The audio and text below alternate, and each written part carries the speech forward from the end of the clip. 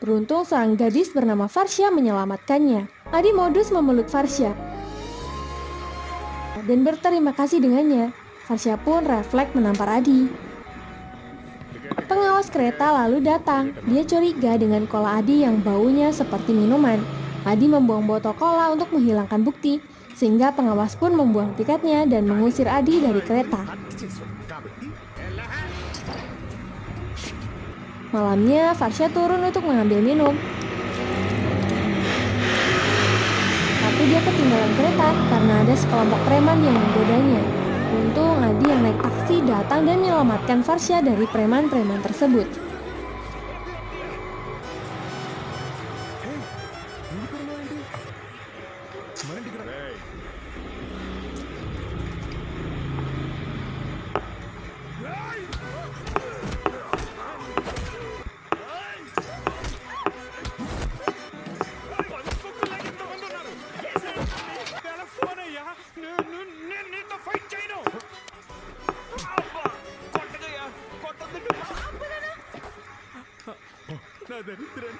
Farsha lalu membeli tiket lagi untuk dirinya dan Adi.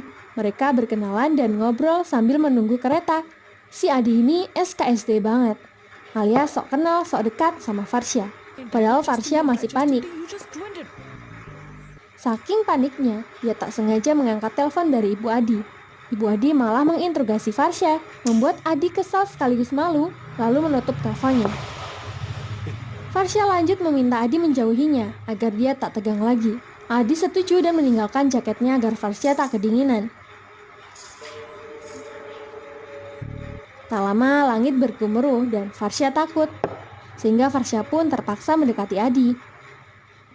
Saat Adi hendak memasak makanan untuk Farsha menggunakan dagangan orang, Adi kesusahan menyalakan korek.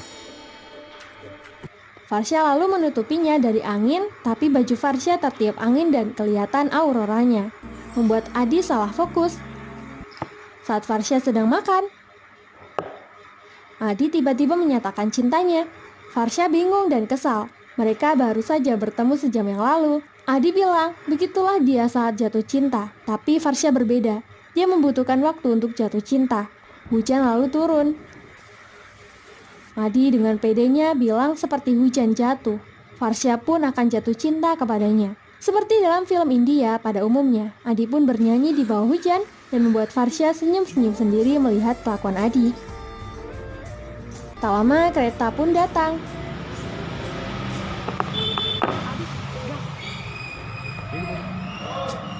Tapi Adi ngambek, tak mau naik sebelum Farsha memberikannya jawaban. Farsha bilang akan memikirkannya besok pagi, sehingga Adi pun naik. Singkat cerita, sampailah Adi di lokasi tujuan, namun Farsha sudah menghilang. Meski begitu, Adi yakin akan bertemu lagi dengan Farsha. 3 bulan cepat berlalu, karena Adi ranking 6 dan Raffi ranking 7, mereka berdua gratis biaya kuliah. Meski begitu, keberadaan Farsha masih misterius. Bahkan Adi tak tertarik dengan gadis manapun yang mendekatinya.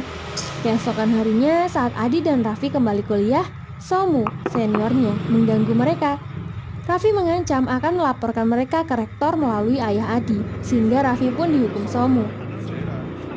Karena kaya, pintar, dan tinggi, Raffi sangat disukai mahasiswi, terutama geng Airs. Kalau ini Godavari, ketua geng Airs. Mereka ingin mendekati Adi biar nama gengnya terkenal. Godavari ingin tukeran dengan Somu. Dia tahu bahwa Somu naksir seorang junior perempuan dari jurusan arsitek. Jadi dia ingin menukar Adi dengan perempuan tersebut. Mereka pun sepakat. Godavari mengenalkan satu gengnya kepada Adi. Mereka protes karena Adi memanggilnya kakak. Lalu Adi menceritakan bahwa ada satu perempuan yang tidak akan dia panggil kakak. Perempuan itu bernama Farsha. Dia pun menceritakan semua kisah cinta pandangan pertamanya kepada mereka. Mendengar itu, Godavari bilang kalau ada mahasiswi di sini bernama Farsha yang juga memiliki ciri-ciri yang sama persis. Lalu Godavari memperlihatkan Adi kepada perempuan yang ia maksud itu. Adi tak menyangka Farsha yang dimaksud benar-benar cinta pertamanya. Adi menghampiri Farsha yang sedang ditembak Somu.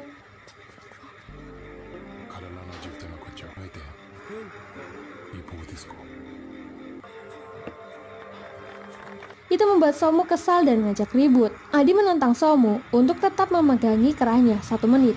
Jika mampu, Adi janji tak akan bicara lagi dengan Varsha. Tapi rektor ada di sana, sehingga Sono melepas Adi.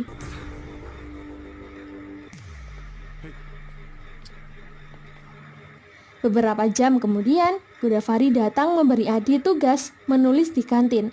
Awalnya Adi nggak ikhlas, tapi dia senang. Ternyata cuttingnya itu sengaja mendekatkan Adi dengan Varsha.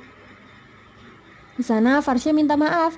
Saat di kereta, ayahnya keburu datang sebelum ia berpamitan dengan Adi yang sedang tidur. Sebenarnya Varsha diterima di kampus lain secara gratis, tapi di sini dia rela bayar setelah tahu kalau Adi juga kuliah di sini. Varsha jadi malu dan Adi menganggap mereka resmi pacaran dan bilang I love you. Kehidupan kuliah mereka pun berlanjut. Layaknya anak muda, mereka berdua nempel terus. Adi juga tak bisa membiarkan Varshanya diganggu siapapun.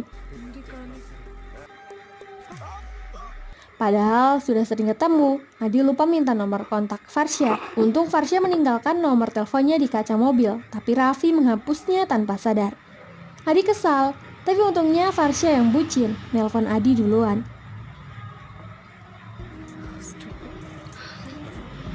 Di kampus, Adi mengajaknya nonton film. Lalu Raffi datang dengan kabar gembira. Dia dapat visa Inggris dan berangkat hari itu juga untuk kuliah di sana. Malamnya saat pulang dari bioskop, Varsha hampir menabrak motor. Emosi Adi tak terkendali, tapi Varsha menenangkannya.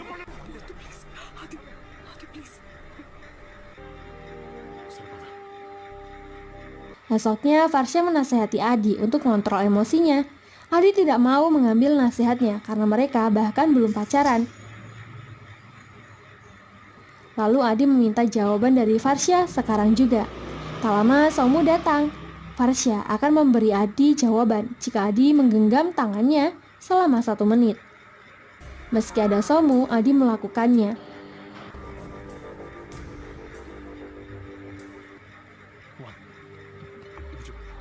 Melihat itu, Somu menyuruh Varsha mengikat gelang raki ke Adi untuk festival nanti. Jika gelang itu diikat, Adi tak akan bisa menjadi kekasihnya, melainkan hanya sebatas kakak Adi. Varsha tentu menolak dengan tegas. Dia akan memanggil semua mahasiswa kakak, kecuali Adi, karena dia mencintai Adi. Somu terkejut terheran-heran. Setelah kejadian itu, mereka tak menyembunyikan hubungan asmara yang membara itu. Semakin hari, Adi dan Varsha semakin dekat. Sampai suatu malam, Varsha menghentikan mobilnya di depan rumahnya agar ayah mengira Varsha sudah pulang. Varsha memakai lip balm agar manis jika Adi hendak menciumnya. Adi nggak peka-peka. Sekalinya minta cium, Adi nggak sengaja mencet klakson. Varsha yang tak tahan lagi, lalu menduduki Adi. Karena sudah jam 12 malam, Adi mengucapkan selamat ulang tahun pada Varsha. Dia akan memberinya kado esok hari. Varsha nggak mau kadonya besok. Dia mau Adi mengadonya dengan mobil goyang. Asik. Esoknya, Adi sudah menyiapkan kado cincin untuk Varsha. Varsha menawari Adi coklat kesukaannya. Adi tidak suka coklat, tapi Varsha memaksanya untuk makan sampai Somu datang. Somu ikut campur dan membuat Adi marah. Lagi-lagi Varsha menenangkan Adi. Namun Somu tidak habis-habisnya membuat Adi semakin naik pitam. Adi tidak terima hal itu dan menggenggam keras Somu. Varsha berusaha melerai mereka, tapi bajunya robek dan terpental. Adi tak terima. Dia membuat Somu ketakutan dan berlari meminta bantuan gengnya.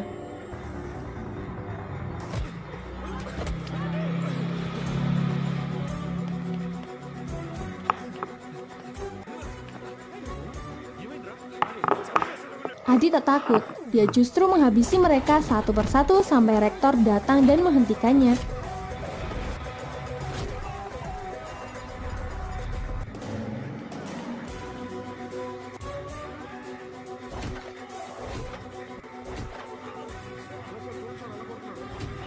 I said stop! Adi, control yourself. Mereka pun disidang. Adi beralasan memukul Somu karena Somu merobek baju Farsha dan mendorongnya.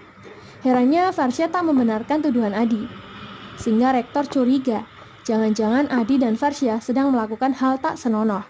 Karena rektor tahu gosip tentang mereka. Farsha berbohong, dia menyangkal Adi sebagai pacarnya. Adi hanya teman dekat saja. Adi tak habis pikir, dia kecewa berat dan pergi. Farsha lanjut menghampiri Adi dan masih menyalahkan Adi yang tak bisa mengontrol emosinya. Farsha sengaja berbohong agar ayahnya tak mengetahui hubungan mereka, mengingat ayah Farsha adalah teman dekat rektor. Jika Adi yang salah, dia akan aman karena kastanya. Namun jika Somu yang salah, Somu bisa dikeluarkan. Adi menyalahkan Farsha. Farsha sangat egois dan suka dikejar-kejar laki-laki. Farsha menampar Adi. Farsha hanya senang dikejar oleh Adi dan bukan yang lain. Akhirnya Adi memutuskan hubungannya dengan Farsha dan melempar cincin yang hendak ia beri itu. Seketika hubungan mereka pun kandas. Adi memang patah hati, tapi dia tak ingin perasaan sakit hatinya menghancurkan hidupnya. Ia memutuskan pindah kuliah ke London menyusul Raffi. 6 tahun pun berlalu, dan hari ini adalah hari kelulusannya. Dia punya teman baru selain Raffi, yakni Kavita, pemilik kontrakan Adi, sekaligus pacar Raffi, juga berteman dengan Raju, si hobi taruhan yang saat ini sedang menjagokan Adi masuk ranking 3 besar. Benar saja, Adi datang di saat-saat terakhir, tepat waktu saat namanya dipanggil sebagai peringkat pertama. Ini adalah pertama kalinya Adi mewakili India sebagai ranking pertama di London. Akhirnya mereka pun lulus sebagai Magister Arsitektur. Nah, kalau ini ayahnya Kavita, Toka Buci Babu, sang pemilik kontrakan yang sangat memandang kasta. Dia menyukai Adi karena mereka berasal dari kasta yang sama. Babu berusaha menjodohkan Kavita dengan Adi. Dia tidak terlalu suka dengan Raffi karena Raffi berkasta rendah. Adi, 1 second. Kavita meminta bantuan Adi supaya Babu menikahkannya dengan Raffi. Jadi Adi membantu mereka. Adi sengaja menelpon ibunya agar melihat keuuan Raffi dan Kavita, biar dia nggak jadi dijodohkan dengan Kavita. ఏంటి hi casual గానే మాట్లాడుతూ Raffi lalu mengadu ke ibu Adi kalau Adi tidak pernah tertarik dengan wanita manapun. Adi kesal dan menutup teleponnya. Keesokan hari, seorang bos SW Properti menawari pekerjaan kepada Adi sebagai arsitek. Dia yakin Adi bisa memuaskannya, mengingat Adi adalah lulusan terbaik. Adi menerima tawaran tersebut dengan syarat teman-temannya harus ikut sebagai timnya. Mereka pun sepakat. Sehingga keesokan harinya, Adi dan tim mulai datang ke perusahaan SW dan ditugaskan untuk mendesain dan membangun perumahan di sebuah kota kecil bersama dengan timnya. Raffi lalu usul untuk mencari manajer lokasi dan Adi menugaskan Raffi untuk mencari orang di posisi tersebut. Raffi dan Kavita tidak ikut ke acara kantor karena mereka akan bertemu dengan manajer lokasi, jadi Adi pergi sendirian. Di saat hidup Adi sudah sempurna dan sukses tanpa harus melihat masa lalu, Farsha hadir di kehidupannya lagi sebagai manajer lokasi.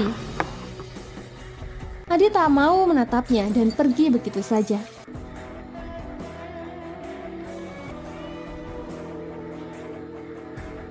Niat Raffi adalah Kavita mencari manajer lokasi yang cantik supaya sekalian mengenalkannya pada Adi, tapi dia malah dipukuli Adi. Kavita menenangkan Adi. Tapi tak lama, Farsha pun datang. Raffi terkejut, ternyata yang dimaksud Kavita, gadis cantik itu adalah Farsha, yang juga ngontrak di tempat yang sama. Adi semakin marah, mengancam akan mengawini Kavita jika Kavita tak mengusir Farsha. Namun Babu datang dan menanyakan asal-usul Farsha. Karena sekasta, Babu menyukai Farsha dan menyambut Farsha dengan baik. Farsha akhirnya tinggal di rumah kontrakan dan Adi semakin tidak suka. Farsha mencoba membangun suasana baik dengan membagikan puding coklat buatannya sendiri. Adi menolak mencicipi puding itu, membuat Farsha tersinggung. Farsha menyusulnya dan minta Adi biasa saja, berteman meskipun sudah putus hubungan. Adi menolaknya. Dia menegaskan ada 2 hal yang ia benci di dunia ini. Pertama, coklat. Yang kedua, Farsha. Jadi dia tak perlu berteman dengan Farsha. Farsha bodoh amat tentang itu. Dia kini atasan Adi di kantor dan minta Adi menjaga sikapnya. Esoknya, Adi melempar surat pengunduran dirinya karena tak sudi menjadi bawahan Farsya. Farsya terkejut, tapi dia juga akan mengeluarkan teman-teman Adi dari proyek. Teman-teman Adi tentunya tak setuju. Gimana nasib mereka selanjutnya? Apalagi nyari pekerjaan sangat susah.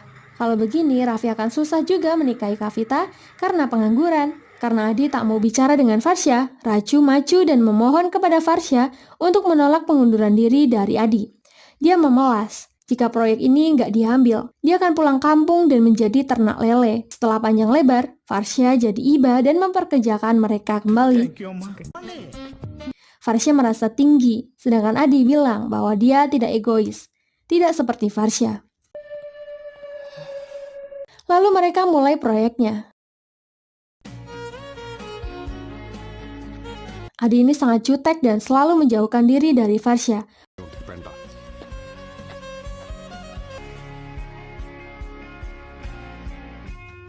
Padahal Farsya sangat ingin dekat lagi dengannya. Pembangunan sangat lancar dan hari cepat berlalu. Hingga hari ulang tahun Farsya pun tiba. Adi pura-pura tidak ingat ulang tahun Farsya dan tak mau mengucapkannya. Sayangnya saat Raffi dan Raju mengucapkan selamat ulang tahun, Thank you, Raj Garu. mereka bilang tahu itu karena semalam dikasih tahu Adi.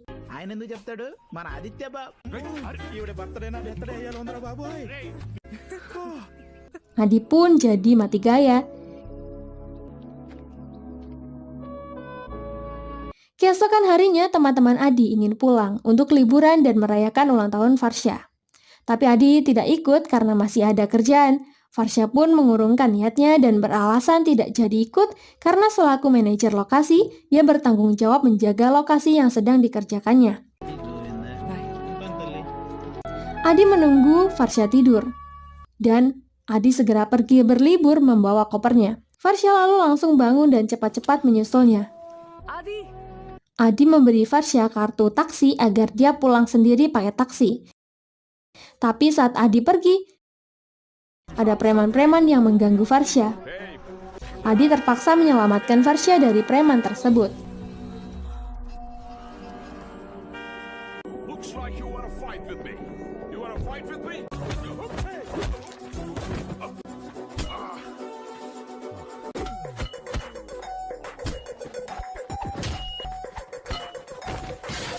Karena ribut, polisi datang dan menahan Adi. Stay back. Hey, mister, stay back. Preman itu memutarbalikkan fakta, tapi Farsya membela Adi dan bilang bahwa preman itu mengganggunya dan Adi adalah pacarnya. Stay right there. Akhirnya preman-preman itulah yang ditangkap. Farsya meminta maaf dan berterima kasih kepada Adi. Adi cuek saja dan memberi Farsya tumpangan. Di mobil, Farsya minta maaf soal kejadian di kampus waktu itu. Dia merasa bersalah. Farsya bertanya, apa Adi tidak pernah berpikir jika Adi ada di posisi Farsya? Adi bilang, buat apa mikirin itu? Tidak ada gunanya.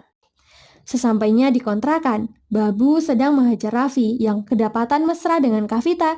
Adi membela hubungan Raffi dan Kavita. Lagi pula ibu Kavita juga udah tahu hubungan mereka. Babu tetap menolak Raffi sebagai menantunya karena kasta sangat penting untuknya. Adi pun menjelaskan, bahkan Dewa Krishna saja tidak punya kasta. Untuk apa umatnya rasis dengan kasta? Apa kasta paman lebih tinggi dari dewa? Farsya juga menambahkan, jika paman tak menikahkan Kavita dengan pria yang dicintainya, maka Kavita akan membenci paman seumur hidupnya.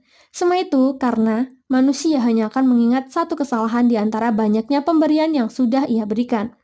Perkataan Farsya membuat Adi sadar juga akan kesalahannya kepada Farsya.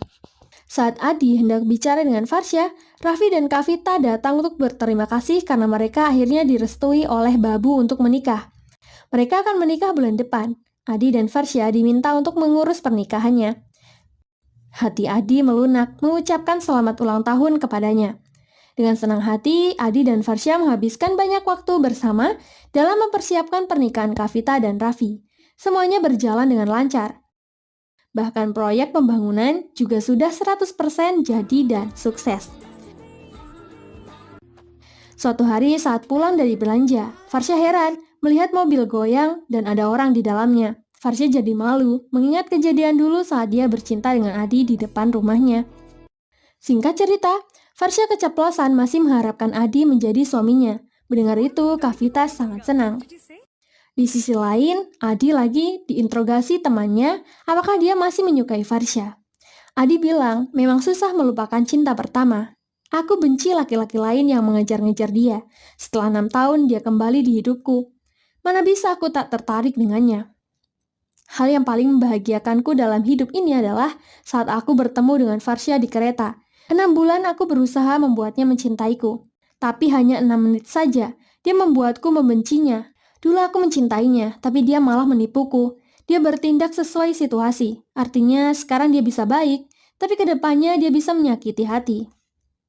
Aku memang tertarik pada Farsya, tapi aku sudah tak menyukainya lagi. Ternyata Farsya mendengar semuanya. Dia sakit hati dan mengembalikan semua barang pemberian Adi.